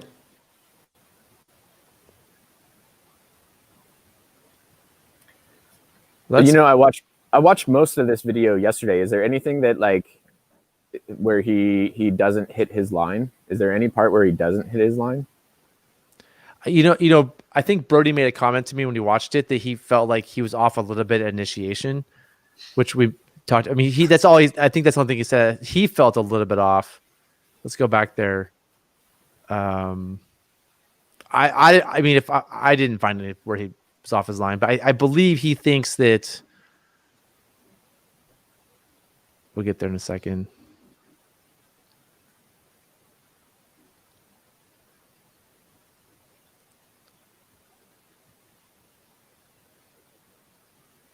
So I feel like right here, this and Brody's gonna have to comment later. I think he feels like he should have shipped his left oar. That's the only thing. And I would say that was the only spot where I didn't think I even did a little ooh. Like it was a little tight. Like I was a little like it worked, but you'd been better off shipping his oar because he kind of pushed it up a little to go over the rock, right? With the left. Left oar. And I mean, what I noticed when I watched this was, he instead. That's what I pointed out earlier. He took it at an angle. Like that's one strategy for managing oars is like hit things a certain way so your oar's not hitting rocks. So I see him here instead of shipping both oars, he's sliding through at an angle a little bit, and he did tap the rock a little bit. Yeah. I think that's the only thing that would keep this from being like 100 out of 100 as a perfect run. Yeah, a perfect run. Then like that piece like right there. Yeah, and I mean that's pretty. I mean, it was pretty minor. Yeah. He's still, in my opinion, still successfully, ran the rapid. Yeah, but made it good, so it's true, Dustin. I think that it speaks to how Brody's gotten as good as he has. Is he's like that wasn't good enough. Like that wasn't a good run. And I think that's what it takes. Like Brody, Brody can row stuff that's harder than this because like he can do it that well, and that's like him saying, "Hey, I didn't do well enough there," and like that's his only mistake is that little mistake there, and that's how you get better. Though is like, hey, no, that's not the way I want it. I don't want my blades to hit the rock as I go by and have to push them down a little bit or get pulled out my hand even a little bit. That means I messed up. I would have been better shipping it forward, and I needed to read that situation better. So which is I think says a lot about the pride he takes in his river running. So. Yeah, and next time he's going to go back and consciously slay that. Like that's. I had a run at Indy right there, like a month or two ago, where I messed up. Like I hit some weird rocks, and every time the past 4 times I've been through there, I'm conscientious. Like I'm gonna slay this one today. Like I'm gonna do this one correctly, to make up for that mistake. Another comment. A couple quick comments. So third year stock and permits, the Parks Department. It's not the Parks Department. Depends on the permits. This would be either the Forest Service or the BLM or maybe the National Park Service. I don't know. I mean, I don't know how much isn't it like $6 an application? I'm sure they're making money off of it, but I think our government needs money. So maybe it's good to help fund all of the government stuff happening right now. I don't know. I mean, yeah, the government's making money off this stuff. But I mean, I listened to a podcast last night with river managers, and there's just more and more and more demand for permits every year. I mean, there's the same number of resources, but the population is growing. You know what it is? It's only going to get worse. There's these outfitters are teaching people how to row. It's causing problems. Come on. Well, hey, like if there are no more permits, you can always come on a commercial river trip. There you go. Yeah. Well, the other thing too is I have to say is there's a lot of great rivers to do that are not permitted. And they technically are permitted. You have to get a permit to go, but they're not lottery permits. And so I think by advancing your skills, it opens up more places to go. I think the permitted rivers are the ones that are class 3 that run in the summer, right? Everybody wants to do the class 3 things in the summer. But if you start learning class 4 skills, you start being willing to go when it's cold, it opens up a whole new world of things you can do. Things like the Illinois, of course, the South Fork of the Salmon in Idaho. Or if you're willing to do class 2, you don't need the class 3 rapids. There's the John Day, there's the Grand Ronde. There's a lower section of the Trinity in California, below Burnt Ranch Gorge. It's amazing. So I think... Well, there's there's a Klamath. The Klamath's got a great class 3 run in. Klamath has hundreds of miles of river to paddle. So I think there's two things. If you have to have like the permits are for those places where there's reliable flows and there's class 3 rapids in the summer. But if you can either do harder rapids or you just want to go on a river and you don't need to have rapids to like satisfy your need for adrenaline, there's a lot more rivers to do where you technically have to have a permit, but it's self-issue. You just like on the Illinois, you just write on a piece of paper, I'm going to go down with these 5 people, put it in a slot at the store, and you just go, right? That's technically your permit, but there was no lottery. You can go when you want. And if you're able to go in May too, like the Eel River, the Dos Rios, Alder Point. Oh yeah. There are a lot of other rivers out there. I think people do get a little like tunnel vision, like, oh, these are the runs, the Salmon, the Rogue, the Utah rivers, and like you can pick up permits. Aaron, you and I did Dos Rios to Outer Point one time. That's a 5-day trip. That's a great 5-day trip in California that people don't know about. So and up in Canada, there's all kinds of things to do. So I think that people are striking out for these very popular summer class 3 runs, but there is more to do out there. I would also say like keep an eye out, right? Like if you keep working at it, if you really want that permit, there's cancellation stuff all the time, and preseason permit stuff too. Like you can, I think you can secure a like Middle Fork salmon permit before the lottery season starts. That's first come first serve. The Rogue doesn't start until April, May 15th. Is that right? May 15th. May 15th. I think that. Yeah. So if you want to, put on May 14th, I think that there's a lot with 5,000 people. Unfortunately, everybody has the same idea. So if you want to be out there with all of Grants Pass, go May 14th.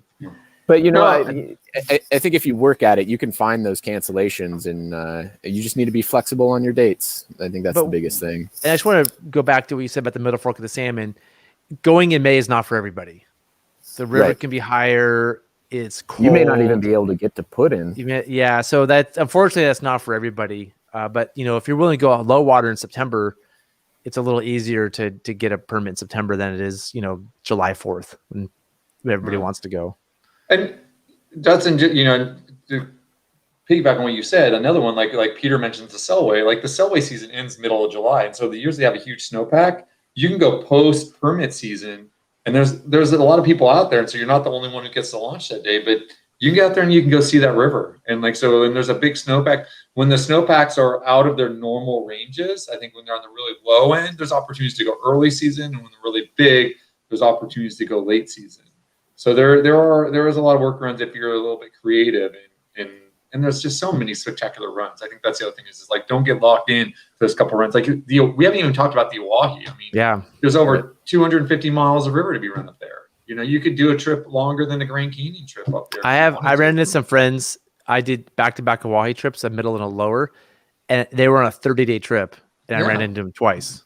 because they were laying over, doing 30 days in the Oahe from the South Fork all the way down to Lake Oahe. That's cool. There's a lot of whitewater in the Oahe. And I really want to shout out the John Day here in Oregon. It's a spectacular river, 70 miles. There's 70 miles. There's a couple stretches, but one 70-mile stretch that does have one like class 4 rapid. I'd call it an Aaron Lieberman class 4, which probably means class 3 for the rest of us. By the way, Aaron Lieberman, I don't think you know him. He's Aaron number 1. You're now unfortunately dubbed Aaron number 3. I'm number 3 now. I mean, you number 3. Who's number 2? It's Aaron Bannon, who's the head of a national organization. So, jeez, sorry. At least you got locked in at 3. I mean, there's more Aaron's out there. You could be like 4 or 5 or 6. I feel like I'm just gonna get pushed down again. You're gonna be sorry, Aaron. You're 4 now. No, you still have 3. You're still in 3. But I just wanted want to the top 10. I'll be okay. My point is that there's a class 3 or 4 rapid on the John Day, and there's a little more whitewater, but it's a great trip too that isn't impacted and worth checking out. Another one, as you get bumped around, the oars naturally go in and out. You get used to where your hands are. Yeah, totally, Michael. Yeah, I think that's like the way you say you get used to it, and I think it takes some skill to get used to that. That's what I'm saying. It's like, those you guys who do a lot, you can roll with it. But when it gets a little more violent, like if you've used the other ones where you're just locked in there, it's a lot easier to like hold yourself in and you don't slip off. And for me, I expect it right away, and it's not there. That going from having them tight against her to being insies and outies, and that it's like you're going to put your hand to get something and it's not there, and then all of a sudden I lose my space. But I agree. Like those of you guys who use them a lot are good at it. Totally. I didn't know. Is there a lottery for the John Day now? I didn't know there was a lottery. I know you have to get a permit, but is there a permit lottery? You can just show up and get a permit a few days before. I didn't know there was a permit on that one like that. Might be new. I know when we did it, we just went to put it in and sign a piece of paper and put it in a slot, and we went. But maybe there's. So yeah, all these rivers, and it's important to know you need permits. You have to get permits. There's just you don't have to do a permit lottery. So a lot of us say I want a permit. You got a permit to the lottery, but there's a lot of other rivers that have permits that don't have lotteries, where you can again get a permit the day before through whatever system, or again self-issue permit. But the agencies do want to know that you're there, so you do have to have a permit. Pretty much any river that you do, unless it's a day trip somewhere. Like I don't know. Well, gentlemen, go ahead, Aaron. Go for it. I was even there. Most of them require you to have some sort of day permit, even on the day stretch. A lot of them, yeah. Like we haven't talked about the Deschutes. A couple multi-day sections on the Deschutes that have, the Deschutes is the most regulated river of all time. But I think you can get a permit to do it overnight without too much difficulty. I've never done it, so I'm not sure. But I understand it's not that hard. There's not like a lottery. You have to do a boater pass thing. The Deschutes is super interesting, Aaron. I don't know if you know much about it. The whole river left is a reservation. Mm-hmm. So you can't even use river left. This is a river where river left is off limits. That just blows my mind. Like half the rivers you can't visit. There's similar things on like the Green. There's sections that are reservation, and you need like very few permits are issued to camp in. But the Green is like that. There's sections of the Colorado through the Grand Canyon that are like that. The Rio Grande, the right side is Mexico too. Like you're not supposed to stop in Mexico when you're on the Rio Grande. Yeah, that's a great run. That's a good run too. And then the last one we didn't even talk about was the lower segment. Well, let's go back to the Rio Grande in Texas. Yeah, that's a great run. Texas is far away, and it's Texas. But it's not just a great run. There's like 5 great multi-day trips in Texas on the Rio Grande itself, like world class. I don't think you have to have permits again, but I'm not sure that they're lottery permits. You can show up and figure it out. They're pretty easy to get from what I remember. Yeah. If you're not hitting that tight window, there's a window when they're doing the releases. If you go in, they're not doing releases, which is Aaron, have you done the lower canyons? Mm-hmm. Yeah, it was great. I haven't done it. I heard it's amazing. Yeah. It was gorgeous. I mean, it wasn't a lot of whitewater, but that's what I'm talking about. Like, you're wanting to get away, like you can get away and go do a river trip and just get away for multiple days. There's tons of those. And if you want your whitewater, fine, just go do a day trip another time and get your whitewater in. But there's so many great options. Like that one that we are just talking about on the lower canyons there in Boquillas Canyon.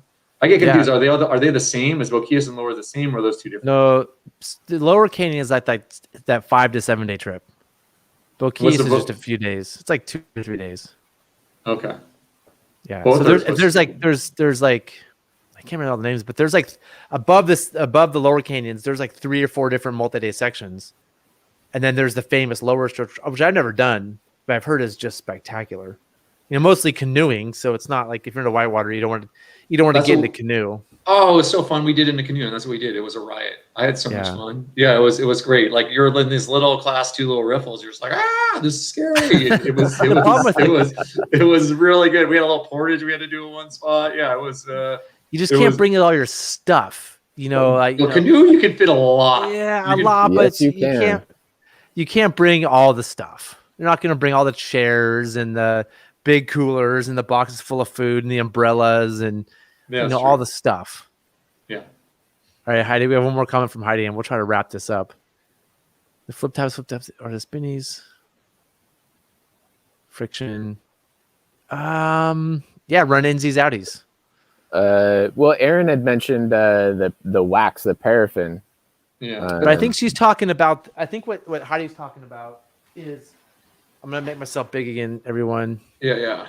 How do I'm getting better at this. Blow yourself up, Zach. How do I move your thing? All right. So I think what she's saying is she has this, which I think is brilliant, the convertible ore rights.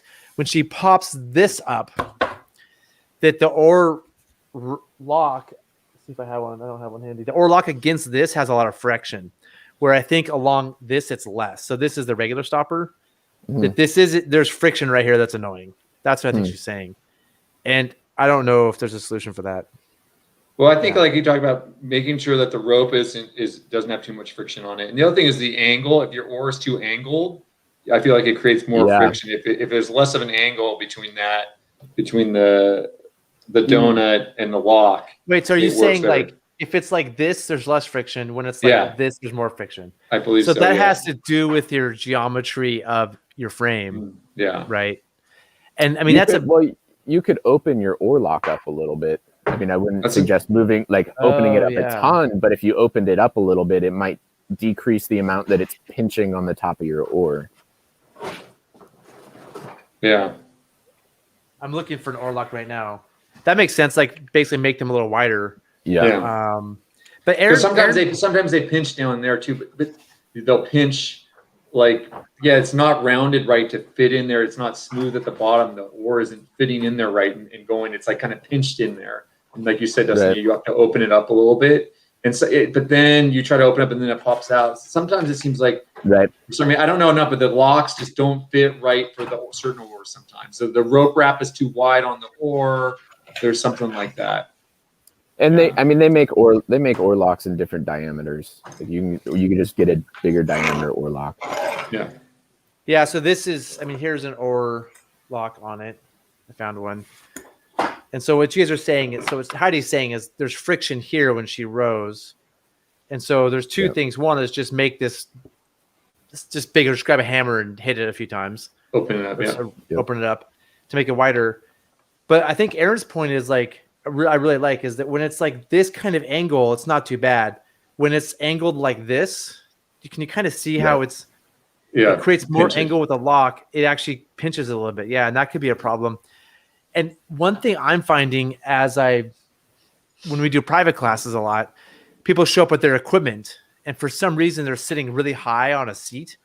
A lot of people have these like aluminum boxes, and then there's a seat mount and the seat on top of that. And they're sitting sometimes a foot above their frame, which forces that angle down to the ore lock to be pretty high. Yeah. And so I think one way to solve that problem is to sit lower. And I remember Heidi, your boat, if I remember right, you sat on top of that big metal box. And so if I remember right, the boat we saw, you sat pretty high. And so figuring out how to sit lower, I think would help with that. And I'm saying the Cobras too. I feel like the Cobras sometimes have problems with pinching. Yeah, like just because the Cobras cost more doesn't mean they're better. And they're heavy duty. You're not going to be like those are going to be challenging to open up if you tried to. Like there's going to be Yeah, A lot of work I've had there. problems with Cobras with certain oars. That's funny. That's what I was thinking about before too. When we were talking about is the Cobra. Sometimes it doesn't, like we talked about. It doesn't sit in the bottom. Right? Yeah, it's not round. It's almost oval. Yeah. Dustin, you might remember I bought a bunch of Cobras for us to use down there, and I was really excited. Like, oh, they cost more. They must be better. And the guys hated them. We couldn't. We have. I mean, some of our oars. We have these outfitter oars that are a bit bigger in diameter, and those Cobra oar locks. You just can't get the oar actually into the oar lock. It's a huge pain. Yep. Let's just go through some of these great comments. Heidi says, center of gravity is too high. I mean, I think it's not just your center of gravity is higher, but what happens when you sit higher is it messes up all the geometry of the oars and the boat, oar length and everything. And what I find that people do is when they sit higher, they then compensate with longer oar towers, which then means their oar the towers are further apart, because when they go tall, they also go further out. And then they end up having oars that are way short because oar length depends on distance between towers. And so all of a sudden they're rowing really weird too. So sitting high has other cascading effects. And so it's not, I don't worry too much about center of gravity. It affects your geometry of your whole setup. It just is hard to solve. Yeah. So I hope they explained that correctly. I feel like there's a lot of variables in there, and it gets messy. And but exactly what you go back to the original is like, just try dropping your seat down first, because that's a real simple one to change. Don't start changing everything else. Just try getting your seat a little lower. See if that works a little bit better for you. It's just hard to do when your seat is a $400 dry box that was custom made, right? It's like, hey, no, just go buy a new dry box. I think frame manufacturers are sometimes, they're like, people want a dry box, like, cool, put a dry box under the seat, and they don't realize the cascading effects to how that affects performance. But the frame brand, I don't remember what frame brand that was, but sitting lower helps. Somebody asked me the other day, where's the ideal place to sit? And I was like, below the frame, right? Like I'm going to go back to Brody here. Like he's right above the frame. Some of the best capo frames, you can see my cursor. Some of the best capo frames actually I've seen they go out and they actually go down a little bit and then go back up here. And so you can sit a little bit lower, and you have that way your oars are right in front of you where you want them, instead of being kind of down a little bit.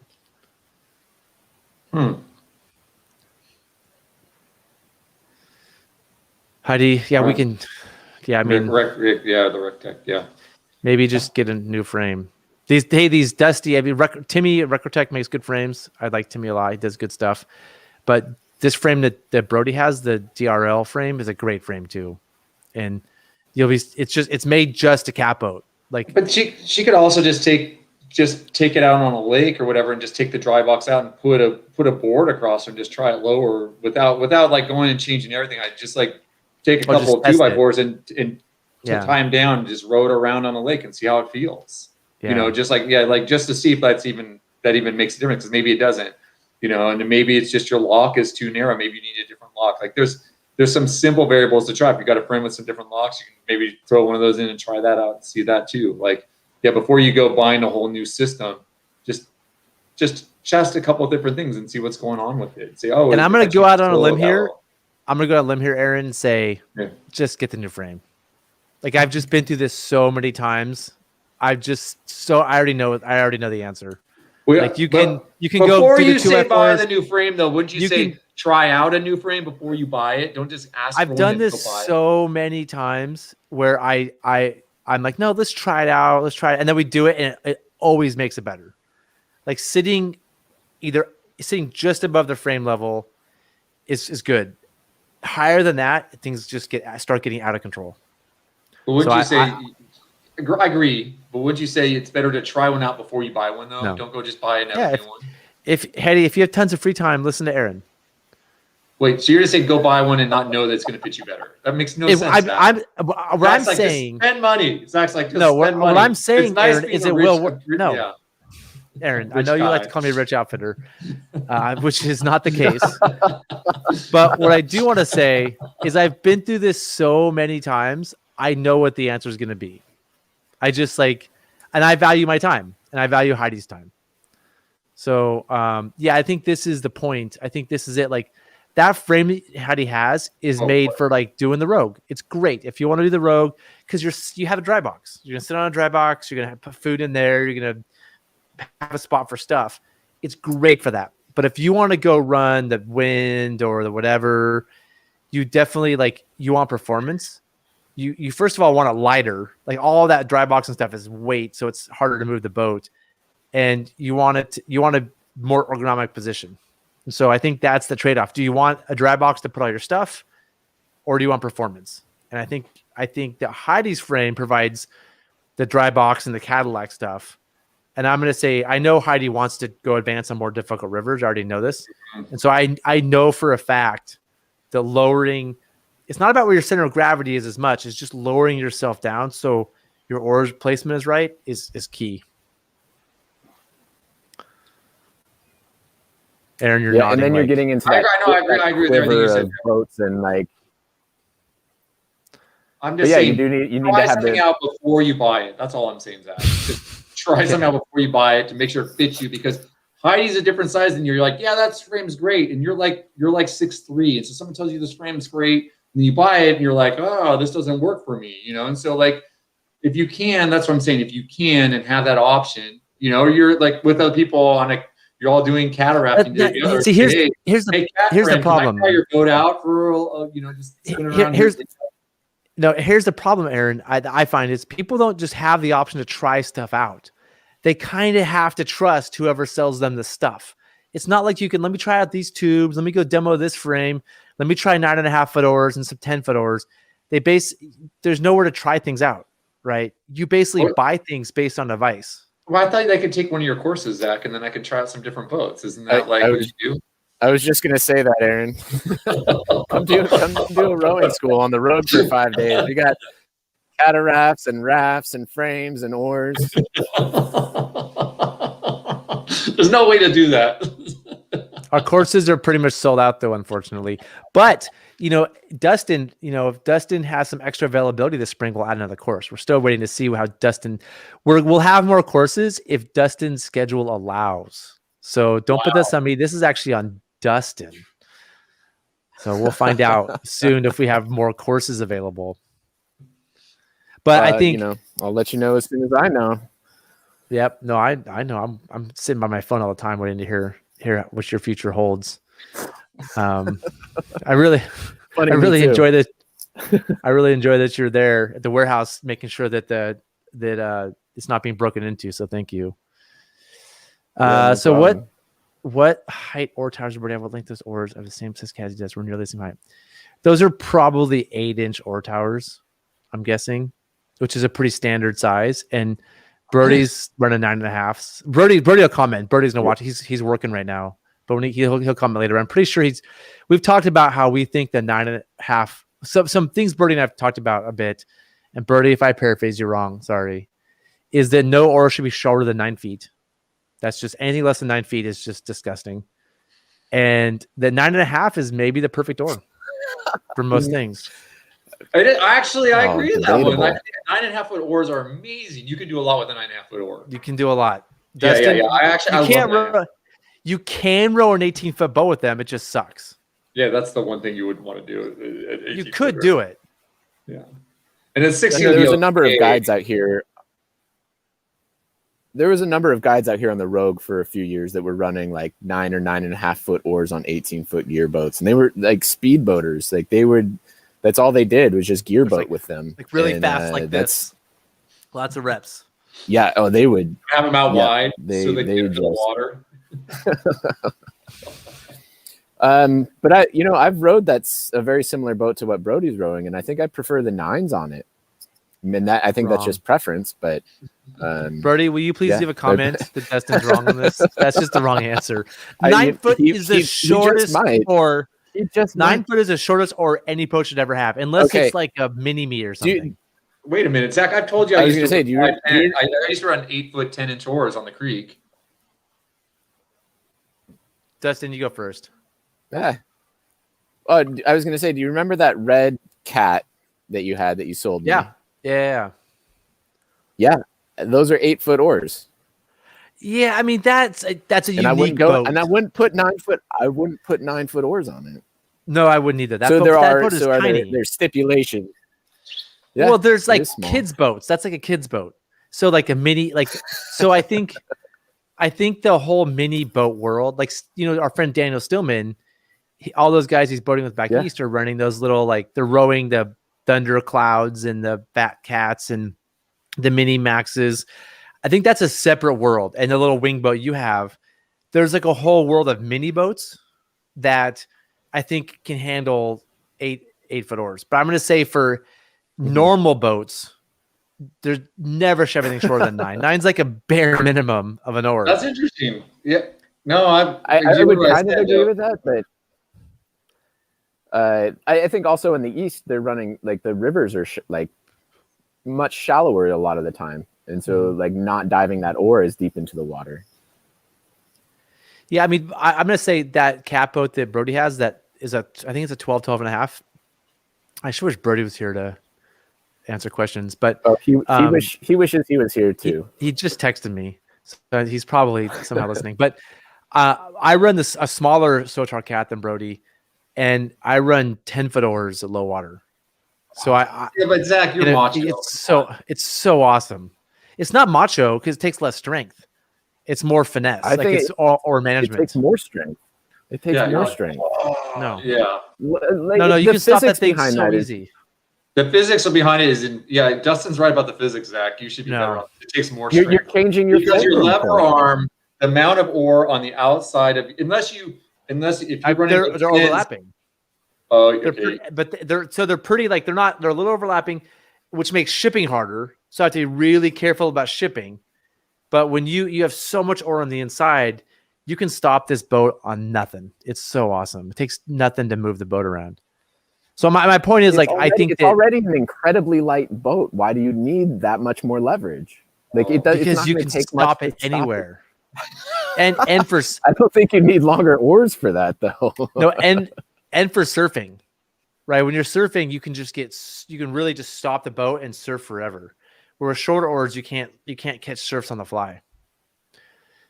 But I own this comment down here. All right, where are we at here? Hold on. What height is? Got past that one. Let's get to these. A seat height. It's a seat height, Heidi. It's 100% a seat height issue. And she's running 9-foot oars also though. Yeah, it's both. And this is why people go with you think to solve the problem you should counterbalance them. That's what you're gonna be. I'll counterbalance them. That'll not really solve the problem. Drop your seat and go 9.5. I guarantee that'll solve it. And I know Aaron wants you to test it out first, but test it out. Yeah, I mean the Mad Cat frame is sweet for day trips. Actually, Dave Nissen, who built that frame, he used it on class 5 multi-day. So there's ways to make the Mad Catters multi-day if you don't, mind eating dehydrated food, and if you need your beer cooler, it's a different. That's not going to work.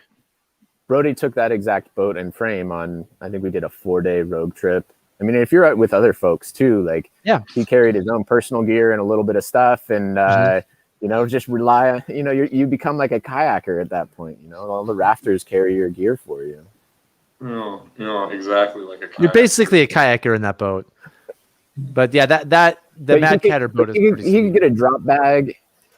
He could get a drop bag for behind him and put a board across the top, and he can strap some stuff into it. He could get a propane tank. He could get some water jugs. He could get some food, whatever. But why? When Dustin's rowing next to him, he can just throw his stuff in.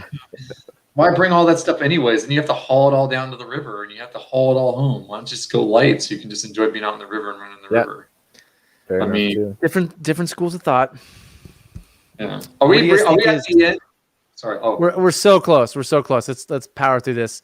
Optimum hand position for rowing. Right here in front of your shoulders. Elbow at 90 degrees. I like to say it's like doing a push-up. However you do a push-up, it's how you want to row. Peter writes, Like to push my inner fist about lined up with my nipples. Yeah, that sounds fun too. It's about Yep. really Aaron checking it out. And then Heidi, it seems you have an oar length in between sizes for oar length. Do you recommend rounding up or round? I'm gonna round up because I like long oars. Yep.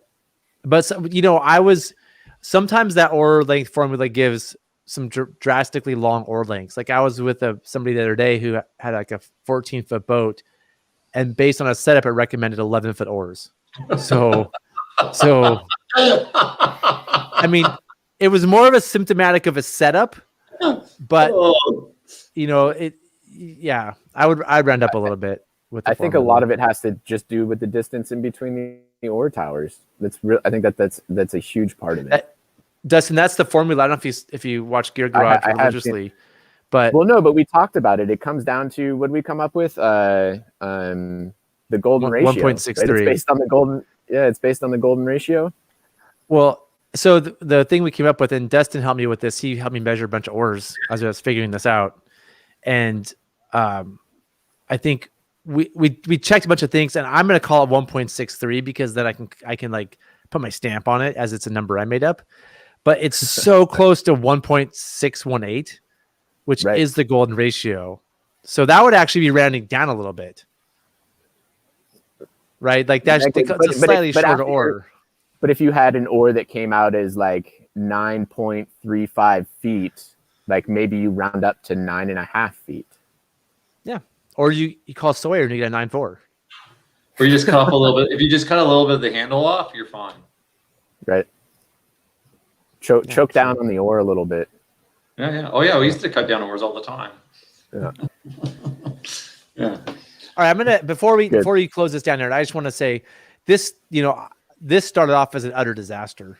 If anybody got past the first 5 minutes, I'm pretty sure nobody got. If they were there for the first 5 minutes, they missed our disaster. And I want to applaud you guys for pulling this off as one of my favorite video review shows we've ever done. So we turned this from mediocre to awesome over the course of an hour and a half. Are we even a video review show anymore? I thought we're just an awesome rafting show. We're awesome rafting show. Yep. Okay, cool. I just want to make sure, like, is this about to do our outro? Oh, yep. And hey, by the way, someone really liked the music on the intro. They were really fired up. Cool. I didn't hear it, but she loved it. Cool. Yeah, that's weird. You can hear it. Dustin, cool. That was Liz. Yeah, it was Liz. It was Yeah. She's watching. She always appreciates this too. Yeah. So do we have to do the outro and then we jump to the music? Is that how we're doing this? You do your thing and then I'll turn on the All right. rest. So hey, you guys, this brings us to the end of our awesome Zach and Aaron's awesome rafting show with Dustin. Our guest Dustin today. Dustin, thanks for joining us. As always, we're here. Yeah, sorry. Go ahead. Oh no, I was just saying I appreciate it. I appreciate being here. This is fun stuff for me. So thank you. I've interrupted one time. Brody just texted me, how'd it go? What should I tell him back? We're still going. Watch it. It's still going. The first 5 minutes. Still going. We're not finished. All right, getting back to the end of the show. 12:30 p.m. Pacific Standard Time. Fridays. We'll be here. Zach, do you have a show this Monday coming up? Nope, it's a holiday. All right. So hey, you guys, thank all you guys for tuning in. A holiday. It is for Zach. Actually, I'll be down with Dustin on Monday. I'm headed down to Grants Pass, so maybe Dustin and I will pull one out. Maybe we'll think of something. Maybe we will have one. So we'll see. Great. So you guys, thanks for tuning in today. We appreciate the comments as always. It's a lot of fun. Your guys' insights and make. I think that's what keeps us doing is your involvement and your participation.